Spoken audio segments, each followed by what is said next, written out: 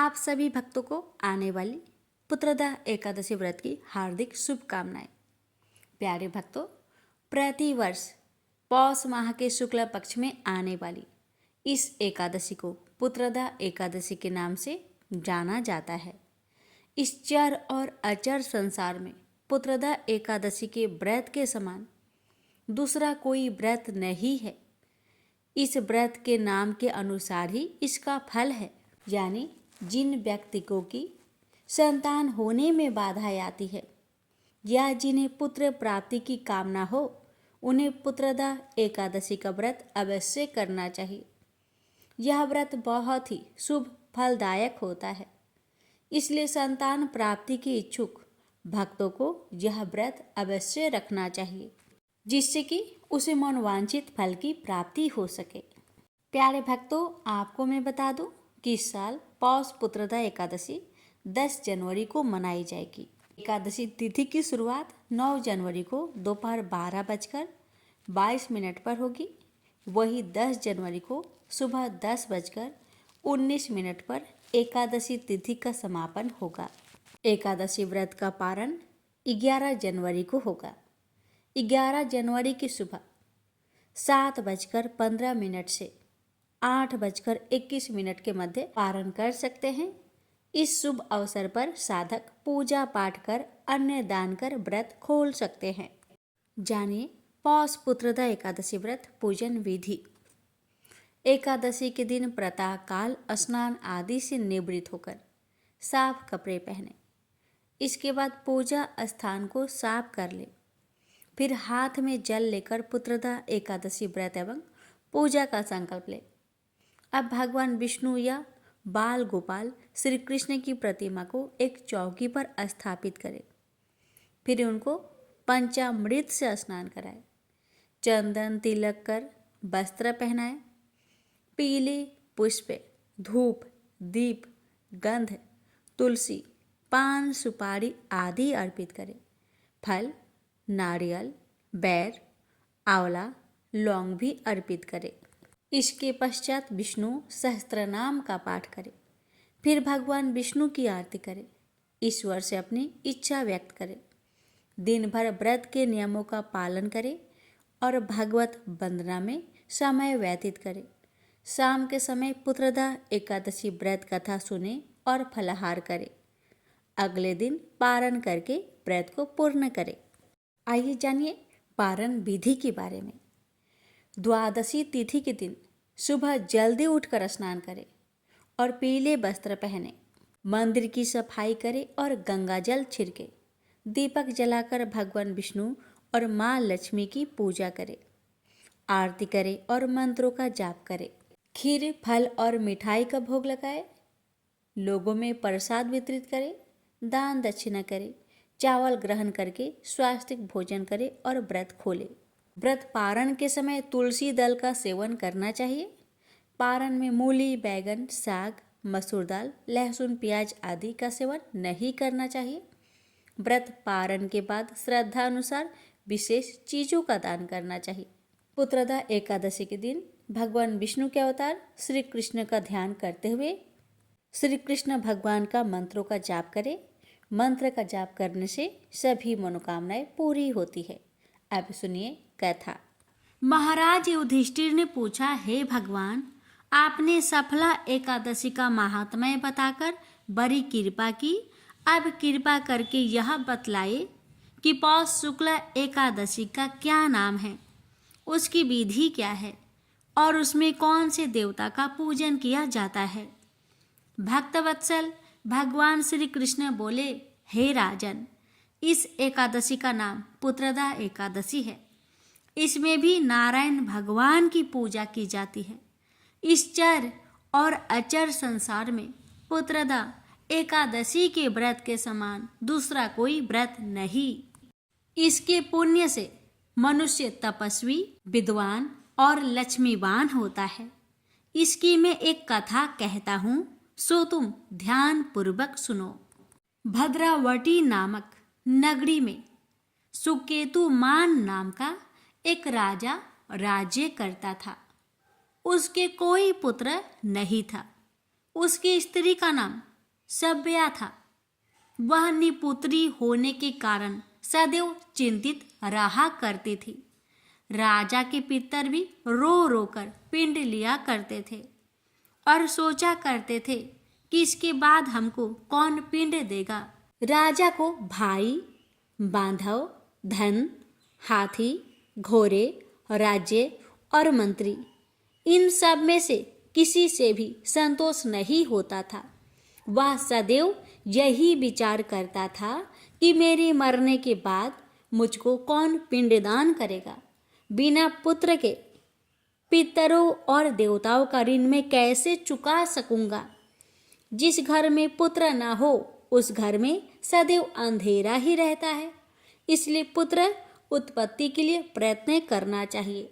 जिस मनुष्य ने पुत्र का मुख देखा है वह धन्य है। उसको इस लोक में यश और परलोक में शांति मिलती है, अर्थात उनके दोनों लोक सुधर जाते हैं। पूर्व जन्म के कर्म से ही इस जन्म में पुत्र, धन आदि प्राप्त होते हैं। राजा इसी प्रकार रात दिन चिंता में लगा रहता था। एक समय तो राजा ने अपने शरीर को त्याग देने का निश्चय किया, परंतु आत्माघात को महान पाप समझकर उसने ऐसा नहीं किया। एक दिन राजा ऐसा ही विचार करता हुआ अपने घोड़े पर चढ़कर वन को चल दिया तथा पंछियों और वृक्षों को देखने लगा। उसने देखा कि वन में मृग, व्याघ्र, सुअर, सिंह, बंदर, सर्प आदि सब भ्रमण कर रहे थे। हाथी अपने बच्चों और हथनियों के बीच घूम रहा है। इस वन में कहीं तो गीदड़ अपने कर्कश स्वर में बोल रहे हैं, कहीं उल्लू ध्वनि कर रहे हैं। वन के दृश्यों को देखकर राजा सोच विचार में लग गया। इसी प्रकार आधा दिन बीत गया। वह सोचने लगा कि मैंने कई यज्ञ किए, ब्राह्मणों को स्वादिष्ट भोजन से तृप्त किया, फिर भी मुझको दुख प्राप्त हुआ क्यों? राजा प्यास के मारे अत्यंत दुखी हो गया और पानी की तलाश में इधर उधर फिरने लगा। थोड़ी दूर पर राजा ने एक सरोवर देखा।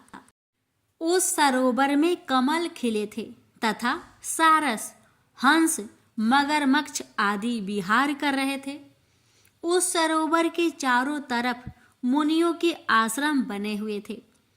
उसी समय राजा के दाहिने अंग फरकने लगे। राजा शुभ शकुन समझकर घोड़े से उतरकर मुनियों को दंडवत प्रणाम करके बैठ गया।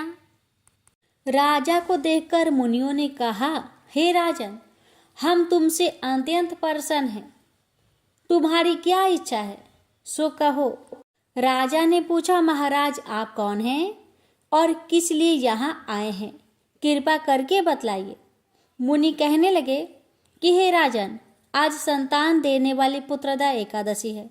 हम लोग विश्वदेव हैं और इस सरोवर में स्नान करने के लिए आए हैं। यह सुनकर राजा कहने लगा कि महाराज मेरे भी कोई संतान नहीं है। यदि आप मुझ पर प्रसन्न हैं तो एक पुत्र का वरदान दीजिए। मुनि बोले, हे राजन, आज पुत्रदा एकादशी है, आप अवश्य ही इसका व्रत करें। भगवान की कृपा से अवश्य ही आपके घर में पुत्र होगा। मुनि के वचनों को सुनकर राजा ने उसी दिन एकादशी का व्रत किया और द्वादशी को उसका पारण किया। इसके पश्चात मुनियों को प्रणाम करके महल में वापस आ गया। कुछ समय बीतने के बाद रानी ने गर्भ धारण किया और 9 महीने के पश्चात उनके एक पुत्र हुआ। वह राजकुमार अत्यंत शूरवीर, यशस्वी और प्रजापालक हुआ। श्री कृष्ण बोले, हे राजन, पुत्र की प्राप्ति के लिए पुत्रदा एकादशी का व्रत करना चाहिए। जो मनुष्य इस महात्म्य को पढ़ता या सुनता है उसे अंत में स्वर्ग की प्राप्ति होती है। प्रेम से बोलिए जय श्री हरि। एक बुढ़िया माँ एक बार 11 माता का व्रत रखी। बड़े ही भाव भक्ति से पूजा अर्चना की। उन्हें वृद्ध अवस्था में क्या बाधा थी, वो तो अपने पुत्र पौत्रों की सुख सुविधा के लिए व्रत रखने लगी। वे दिन भर तो जरा कठोर मन करके अपनी प्यास को रख रही। दिन में पूजा पाठ किया, कथा सुनी और पंडित जी को मिट्टी के पात्र में भरकर पानी और ऋतुफल दान दिया। दोनों भर भर कर बूरा वितरण किया। उन्हें गर्मी के कारण बहुत बेचैनी हो रही थी। इस कारण से बड़ी देर तक पानी में पड़ी रही और पानी की कुल्ला करती रही, मुंह धोती रही। तब कहीं थोड़ा बहुत धैर्य बंध पाया। धूप तो तेज पड़ रही थी, इस कारण बार बार मुंह सूख रहा था। बूढ़ी माँ बहुत बेचैन हो रही थी। एक बुढ़ापा और दूसरे ये भयंकर गर्मी, वृद्ध अवस्था की स्थिति तो कुछ दूसरे ही प्रकार की होती है। ऐसे तैसे रो धो के दिन कट पाया। अब पहाड़ सी रात सामने थी, उसका काटना बड़ा ही कठिन दिखाई दे रहा था। खटिया पर पड़े शांति नहीं मिल रही थी। वे बार बार करवट बदल रही थी। अनेक बार वो बाहर जाती और भीतर आती। उन्हें घर के अंदर शांति नहीं थी। वे पड़ी पड़ी एकादशी माता का स्मरण करती रही। वे कहती रही कि हे माता जी, आप मेरी लाज रखेगा, आप ही मुझे शक्ति दे दीजिएगा जिससे मैं भली भांति आपका व्रत कर सकूं और ये पहाड़ सी रात शांति पूर्वक व्यतीत हो सके। प्यास के कारण बूढ़ी माँ की बेचैनी तो बढ़ ही रही थी। उन्होंने धैर्य रखने का बहुत प्रयास किया, किंतु सहनशीलता की सीमा टूट गई और वे घबराकर एकदम चिल्ला पड़ी। बोली, बचाओ बचाओ बचाओ। अम्मा का चिल्लाना सुनकर परिवार भर के नर नारी, बच्चे और पड़ोसी एकत्रित होकर बूढ़ी अम्मा की खटिया के समीप पहुंच गए। सबने पूछा, अम्मा जी आपको क्या हो गया? आप क्यों चिल्ला पड़ी हैं? आप इस वृद्धावस्था में ये कठिन व्रत क्यों कर रही हैं? अम्मा जी ने कहा, शक्ति से ही भक्ति होती है। थोड़ी ही देर में वे फिर से बोली कि अरे हमारे प्राण तो ही निकल जा रहे हैं। मेरी छाती पर ठंडे पानी का घड़ा रख दीजिए। नातियों ने दादी की छाती पर ठंडे पानी का पात्र रख दिया। तब कहीं उन्हें थोड़ा बहुत आराम मिला और थोड़ी देर के लिए उन्होंने अपनी आंखें बंद कर ली। एकादशी माता ने सोचा कि ये बूढ़ी अम्मा है तो बहुत कठोर, जरा जाकर उसकी परीक्षा लेनी चाहिए। वे आधी रात को मुर्गा बनकर टेर लगाने लगी। मुर्गा की आवाज सुनकर दादी जल्दी से उठी और बाहर जाकर आसमान की ओर देखा, किंतु आसमान में कहीं उन्हें प्रातःकालीन तारा दिखाई नहीं दिया। वे सोचने लगी कि ये मुर्गा क्यों और कैसे बोल गया है। वे तो आधा रात मालूम प्रतीत होता है। उन्हें प्यास तो बहुत लग ही रही थी। थोड़ा बहुत उनका मन भी विचलित होने लगा था, किंतु अंत में उन्होंने दृढ़ निश्चय किया कि मैं अब व्रत को पूर्ण करके ही छोड़ूंगी, चाहे कुछ भी हो जाए, मेरा प्राण ही क्यों ना निकल जाए। ये सोचकर फिर वे खटिया पर शिथिल होकर सो गई। थोड़ी ही देर में एकादशी माता ने उनकी फिर से परीक्षा लेनी चाहिए। एक छोटी सी बालिका एक गिलास में शरबत लेकर उनके सिरहाने खड़ी हो गई और जोर से बोली, दादी जी सवेरा हो गया, हाथ मुंह धोकर शरबत पी लीजिएगा। पहले तो शरबत का गिलास देखकर उनका मन ललचाने लगा, किंतु अचानक व्रत का स्मरण हो आया और उन्होंने सोचा कि मैं किसी भी प्रकार से अभी शरबत नहीं पी सकती हूँ और वे शांतिपूर्वक अपनी खटिया पर लेट गई। फिर थोड़ी देर में उन्हें ऐसा लगा कि जैसे किसी ने उन्हें पानी के कुएं में पटक दिया हो। वे बड़ी देर तक उस कुएं में हाथ पांव चलाती रही, किंतु उन्होंने अपने मुख में पानी की एक बूंद भी नहीं जाने दी और वे दृढ़तापूर्वक अपना व्रत पालन करती रही। थोड़ी ही देर में न जाने कहां से सामने आग जलने लगी, जिससे भारी गर्मी बढ़ने लगी। प्यास के कारण प्राण निकलने लगे, किंतु बूढ़ी अम्मा का कुछ भी नहीं बिगड़ पाया। वे जहां की तहां मुस्कुराती हुई बैठी रही। थोड़ी ही देर में बाहर प्रकाश दिखाई देने लगा। ऐसा लगा कि जैसे सवेरा हो आया।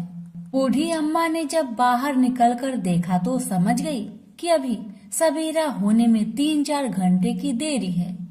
यह जानकर वे शांतिपूर्वक इधर उधर घूमने फिरने लगी। एकादशी माता ये बात अच्छी तरह से समझ गई कि ये बूढ़ी अम्मा किसी भी प्रकार से अपने व्रत से नहीं टल सकती। वे उनके सत्य व्रत को ही अच्छी तरह से समझ गई। सवेरा होते ही बूढ़ी माँ ने स्नान किया, भगवान का पूजा पाठ किया, एकादशी माता की कथा सुनी, ब्राह्मणों को दक्षिणा देकर भोजन करवाया। तब कहीं बूढ़ी अम्मा ने जल ग्रहण किया। कन्याओं को भोजन कराने के बाद अम्मा ने भोजन किया। उस श्रेष्ठ व्रत के प्रताप से बूढ़ी अम्मा की आयु में वृद्धि हो गई। उनका घर परिवार हरा भरा हो गया। घर में अब उनके कोई भी अभाव नहीं रहा। वे हर तरह के सुख साधनों से संपन्न हो गए। नाती नातिनों से उनका घर भर गया और वे उसी दिन से 12 महीने की एकादशी का व्रत करने लगी। एकादशी माता के व्रत के प्रताप से इस संसार में हर प्रकार के सुख भोग कर अंत में वैकुंठ धाम को चली गई। से बोलिए एकादशी माता की जय। प्रेम से बोलिए लक्ष्मी नारायण की जय। जय श्री कृष्ण, राधे राधे। प्यारे भक्तगणों, आज की वीडियो में आप सभी श्रवण करेंगे बड़ी ही दुर्लभ 11 माता की व्रत कथा। इनकी कथाओं को जो भी भक्त 11 के दिन श्रद्धा पूर्वक श्रवण करता है उसकी सभी मनोकामना 11 माता अवश्य पूर्ण करती है। तो आइए बड़े ही श्रद्धा से प्रसन्नचित मन से कथा को पूरा अवश्य सुनिएगा। हे 11 माता, मैं आपकी भक्तों को आपकी कथा सुनाने जा रही हूँ। अगर हमसे अनजाने में कुछ गलती हो उसे क्षमा करना और अपनी सभी भक्तों की मनोकामना को पूर्ण करना। कथा इस प्रकार है। एक बार एक राज्य में एक राजा रहते थे। राजा बहुत ही बुद्धिमान और बलशाली थे। राजा सदैव अपनी प्रजा का बहुत अच्छे से ध्यान रखते थे। प्रजा भी अपने राजा को बहुत पसंद करते थे। राजा की 2 बेटियां थी। राजा अपनी दोनों बेटियों से बहुत प्रेम करता था। राजा की छोटी बेटी देखने में बहुत सुंदर और आकर्षक थी और राजा की बड़ी बेटी छोटी बेटी के मुकाबले थोड़ा कम सुंदर थी। राजा की छोटी बेटी 11 माता का पूजन किया करती थी और सभी लोग राजा की छोटी बेटी से बहुत प्रेम करते थे और बहुत प्रशंसा करते थे। राजा भी अपनी छोटी बेटी को बड़ी बेटी से अधिक प्रेम करते थे, जिस कारण राजा की बड़ी बेटी अपनी छोटी बहन से बहुत नफरत करने लगी। राजा की दोनों बेटियां जब बड़ी हो गई, तब एक पड़ोस राज्य में रहने वाला राजकुमार राजा की बड़ी बेटी के लिए रिश्ता लेकर आया। लेकिन जैसे ही उस राजकुमार की नजर राजा की छोटी बेटी पर पड़ी तो वह राजकुमार राजा की छोटी बेटी पर आकर्षक हो गया और उससे पहले नजर में ही प्रेम कर बैठा। उस राजकुमार ने राजा की बड़ी बेटी के साथ विवाह करने से मना कर दिया और उसने राजा से कहा कि मैं आपकी छोटी बेटी से विवाह करना चाहता हूँ। जिसके बाद राजा की बड़ी बेटी यह देखकर अपनी छोटी बहन से बहुत क्रोधित हो गई और राजा की बड़ी बेटी ने अपनी छोटी बहन को अपना सबसे बड़ा दुश्मन मान लिया। राजा की बड़ी बेटी ने अपनी छोटी बहन से बदला लेने का निर्णय लिया, जिसके लिए उसने अपनी छोटी बहन को जान से मारने का प्लान बनाया। राजा की बड़ी बेटी ने अपनी छोटी बहन को मारने के लिए सबसे पहले एक लड्डू में जहर मिलाकर अपनी छोटी बहन को दे दिया और उसको लड्डू खाने के लिए कहा। लेकिन लड्डू खाने के बाद भी छोटी बहन को कुछ नहीं हुआ। बड़ी बहन यह देखकर बहुत आश्चर्य में पड़ गई, लेकिन बड़ी बहन ने हार नहीं मानी और उसने जब रात में छोटी बहन अपने कमरे में सो रही थी, तब एक मटके में सांप रखकर उसे कमरे में छोड़ दिया ताकि छोटी बहन को डस ले और उसका काम तमाम हो जाए। लेकिन सांप भी छोटी बहन का कुछ नहीं कर पाया। जिसके बाद बड़ी बहन ने अपनी छोटी बहन से कहा कि चलो हम लोग कुएं से पानी भरकर लाते हैं। जिसके लिए वह छोटी बहन को पानी भरने के बहाने कुएं के पास ले गई और उसने अपनी छोटी बहन को कुएं में धक्का दे दिया। लेकिन 11 माता की कृपा से छोटी बहन को तब भी कुछ नहीं हुआ, क्योंकि हर बार 11 माता उसकी रक्षा कर रही थी। और उधर बड़ी बहन अपने सारे प्रयासों के बाद असफल हो रही थी, जिससे वह बहुत क्रोधित हो जा रही थी। फिर उसने अपनी छोटी बहन के पास जाकर उससे खुद पूछा कि मेरी छोटी बहन, तुमको पता है भगवान ने सबकी मृत्यु एक निश्चित समय पर लिखी हुई है, और कैसे तुम्हारी मृत्यु होगी क्या यह तुम जानती हो? तब छोटी बहन ने अपनी बड़ी बहन को बताया कि हाँ, मैं जानती हूँ मेरी मृत्यु कैसे होगी। छोटी बहन से यह सुनकर बड़ी बहन मन ही मन बहुत प्रसन्न होने लगी और उसने अपनी छोटी बहन से कहा कि तो मुझे अपनी मृत्यु की राज बताओ। छोटी बहन ने अपनी बड़ी बहन से कहा कि मेरी मृत्यु तो एक तोते में है, जो तोते के गले में एक हार है, उसी में मेरा प्राण छुपा हुआ है। जब तक कोई भी व्यक्ति तोते को मारकर वह हार अपने गले में पहनेगा तो मैं मूर्छित हो जाऊंगी, और जैसे ही उस हार को अपने गले से उतारेगा तो मैं वापस जीवित हो जाऊंगी। अपनी छोटी बहन की मृत्यु का राज जानकर बड़ी बहन बहुत खुश हो गई और वह अपनी छोटी बहन को मारने के लिए उसके पालतू तोते को ढूंढना शुरू कर दिया। और छोटी बहन को इस बात का आभास तक न हुआ कि कोई उसकी जान लेना चाहता है, जिसके लिए वह अपने पिताजी के पास गई और उसने अपने पिताजी से कहा कि पिताजी, मेरी मृत्यु के बाद आप मुझे जलाइएगा मत, बल्कि आप मुझे अपनी पुरानी हवेली में एक पलंग में लेटाकर छोड़ दीजिएगा। अपनी छोटी लड़की की यह बात सुनकर राजा बहुत आश्चर्य में पड़ गया और उसने अपनी बेटी से पूछा, बेटी, तुम यह क्या कह रही हो? तब राजा की छोटी बेटी ने बताया, पिताजी, समय किसी के लिए नहीं रुकता है, कब क्या हो जाए किसी को कुछ पता नहीं है। और फिर राजा ने अपनी छोटी बेटी से कहा कि तुम ऐसी बातें क्यों कर रही हो? 2-3 दिन में तुम्हारा विवाह है। लेकिन छोटी बेटी ने अपने पिताजी को ऐसा करने पर मजबूर कर दिया और उसने वचन ले लिया। राजा ने भी अपनी छोटी बेटी की बात स्वीकार कर ली और 2-3 दिनों के बाद जब शादी का समय आया तब राजकुमार बारात लेकर राजा के घर आया और राजकुमार और राजा की छोटी बेटी का विवाह शुरू हो गया। जैसे ही राजा की छोटी बेटी राजकुमार के साथ फेरे लेना शुरू करती है तो उसकी बड़ी बहन अपनी छोटी बहन के कमरे में जाकर उसके तोते को पकड़ लेती है और उसको जान से मार देती है। तोते के गले में जो हार था उसको अपने गले में धारण कर लेती है। जैसे ही बड़ी बहन उस हार को अपने गले में धारण करती है तो उधर छोटी बहन 3.5 ही फेरे ले पाती है और वह फिर बेहोश होकर गिर जाती है। जिसके बाद राजा ने बड़े बड़े हकीमों को बुलवाया और अपनी छोटी बेटी का इलाज करने के लिए कहा। राजा की बात सुनकर वैद्य ने छोटी बेटी को जब चेक किया, राजा को बताया कि आपकी छोटी बेटी ना तो जीवित है और ना मरी हुई है। यह मैं ऐसी पहली बार देख रहा हूँ। राजा ने वैद्य और हकीम को ये बात बाहर बताने से मना कर दिया कि अगर तुमने यह बात किसी को बाहर बताई तो मैं तुम्हें फांसी दे दूंगा। राजा ने ऐसे दोनों को धमकाया। राजा ने अपनी छोटी बेटी को पुराने महल में जाकर एक पलंग में लेटा दिया और वहाँ पर कुछ सैनिक को तैनात कर दिया। वापस अपने महल पर आ गया। राजा की बड़ी बेटी अपने पिताजी के पास आई और कहने लगी, पिताजी, अगर यह शादी संपन्न नहीं हुई तो आपकी इज्जत का क्या होगा? आप कहे तो मैं आपकी इज्जत बचाने के लिए राजकुमार से शादी करने के लिए तैयार हूँ। जिसके बाद राजा ने अपनी बड़ी बेटी की बात मान ली और राजा ने बड़ी बेटी को छोटी बेटी के कपड़े पहनाकर मंडप पर भेज दिया। लेकिन राजकुमार यह जान गया कि यह राजा की छोटी बेटी नहीं बल्कि बड़ी बेटी है।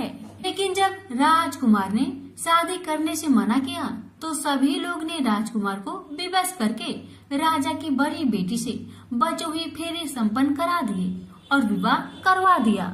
जिसके बाद राजकुमार राजा की बड़ी बेटी को अपने महल ले गया।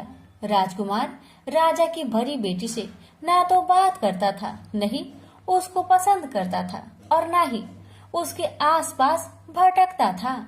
और राजकुमार ने यह फैसला लिया था कि वह अपनी प्रेमिका को ढूंढ कर रहेगा और यह जानकर रहेगा कि उसके साथ क्या हुआ है। एक दिन राजकुमार अपने घोड़े पर सवार होकर राजा के पुराने महल के पास पहुंच गया, जहां पर उसने कुछ सैनिकों को देखा। महल के पास पहुंचकर राजकुमार ने जब महल को ध्यान से देखा तो वह समझ गया कि यह तो हमारे ससुर जी का महल है। तब राजकुमार ने सैनिकों से पूछा, तुम लोग यहाँ क्या कर रहे हो और इस महल के अंदर उस पलंग में कौन लेटा हुआ है? जिसके बाद सैनिकों ने बताया कि यहाँ पर राजा की छोटी बेटी लेटी हुई है। यह सुनकर राजकुमार बहुत प्रसन्न हुआ और चिंतित भी हुआ। वह तुरंत अपनी प्रेमिका के पास पहुँच गया और उसकी सेवा करने लगा। जैसे ही रात हुई तो राजा की छोटी बेटी उठकर खड़ी हो गई। राजकुमार यह देखकर बहुत खुश हुआ और उसने अपनी प्रेमिका से पूछा कि तुम यहाँ क्या कर रही हो? तुम मेरे साथ मेरे घर चलो। राजा की छोटी बेटी ने राजकुमार को सारी बातें बता दी कि मेरी जान एक तोते में बसी थी और मैंने यह सब सिर्फ अपनी बड़ी बहन को बताया था और मुझे पता है कि उसने ही मुझे मारने का प्रयास किया है। उसके पास एक हार है जिसको वह सुबह पहन लेती है और रात को उतार देती है। जब तक वह हार को पहने रहती है तब तक मैं मूर्छित रहती हूँ और जैसे ही वह हार को उतार देती है तो मैं जीवित हो जाती हूँ। और जब तक मेरी बहन के पास वह हार है तब तक मैं ऐसे ही जीवित और मूर्छित होती रहूंगी। अगर मेरी बड़ी बहन के पास जो हार वह मेरे हाथ लग जाए तो मैं हमेशा के लिए जीवित हो जाऊंगी।